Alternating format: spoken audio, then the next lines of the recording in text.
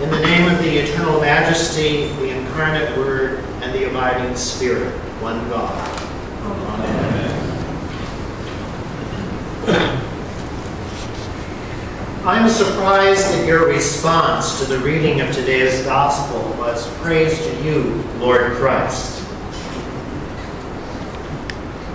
If you were paying close attention, you noticed I didn't respond.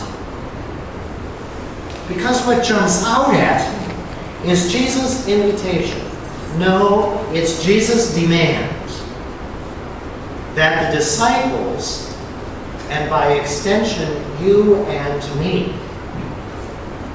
that we give away all we have to the poor and be ready for Christ's unexpected and imminent return.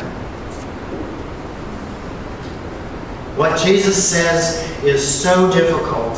I expect you would agree with Peter when he asked Jesus in the verse after our lesson, Lord, are you telling this parable for us or for everyone? I hope that Jesus is just speaking in hyperbole.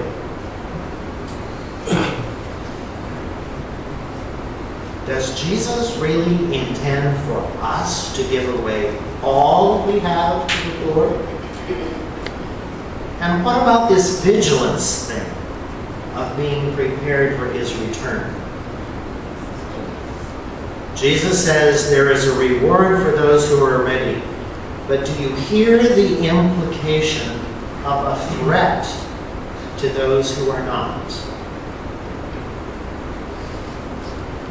Certainly there is tension around Jesus' instructions, and I am uneasy about them. In light of the demands of this gospel, fearfully I ask, what does it mean to follow Jesus? How can I follow Jesus? Do I even want to? It's important not to overlook the comforting promise that Jesus makes as he begins this teaching. Do not be afraid, little flock, for it is your Father's good pleasure to give you the kingdom. Do not be afraid, little flock.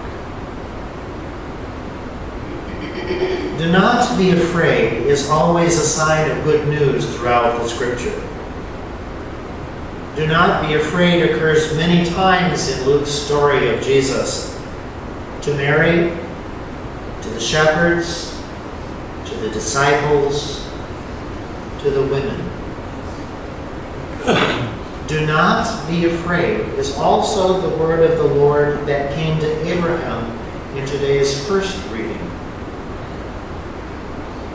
Do not be afraid is the opening of an announcement of God's promise of mighty and saving deeds.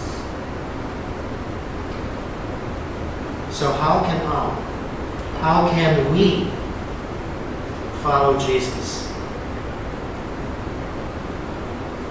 The preacher of the first century sermon we call the letter to the Hebrews says to us, basically, all you need is faith. All we need is faith? What is faith? The opening verse of this reading from Hebrews gives us a definition of faith, and a beautiful definition it is. Now, faith is the assurance of things hoped for, the conviction of things not seen. But faith is more than just a beautiful definition. It's an experience. Let me tell you one story about my own faith experience.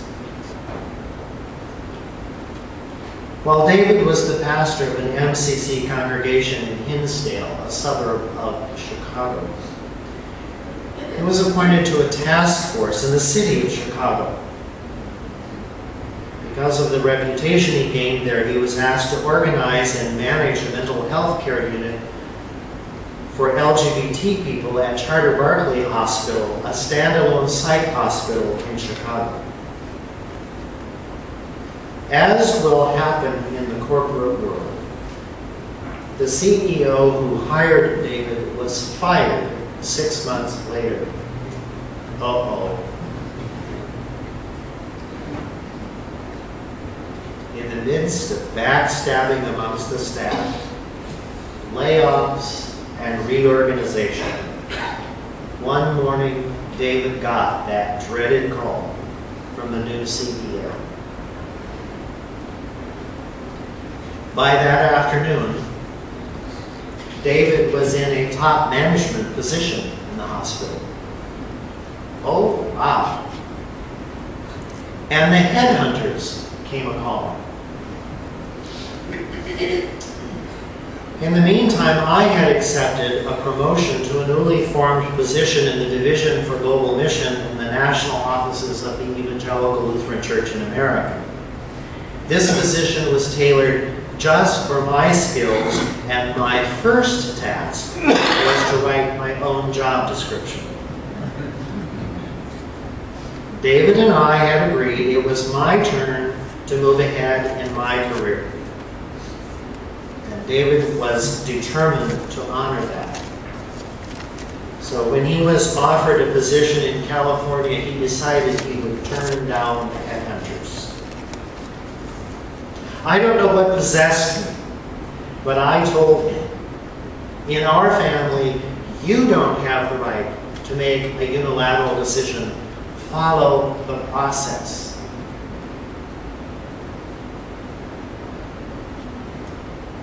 "30 days later, David had accepted the position, and we were driving across country with our new car loaded to the hills so that David could establish himself in his new position. After getting David settled into an apartment in the San Francisco East Bay, I flew back to Chicago to sell our condo. In a down market, the realtor warned us it could take 12 to 18 months to sell the condo. It took just 2. As I left Chicago, I had no idea what lay ahead of me. I had sent out dozens of letters of inquiry, but there were no positive responses. I had no job, not even an offer of an interview. The day after I arrived permanently in Chicago, we flew off to meet my parents in New York, where we began a month-long trip through Spain to celebrate their 50th anniversary. When we returned, there was an offer of a wonderful full-time job waiting for me, as well as a part-time position as a church musician with a fine small choir, a wonderful tracker organ, and fantastic acoustics. It was like being inside a fine instrument.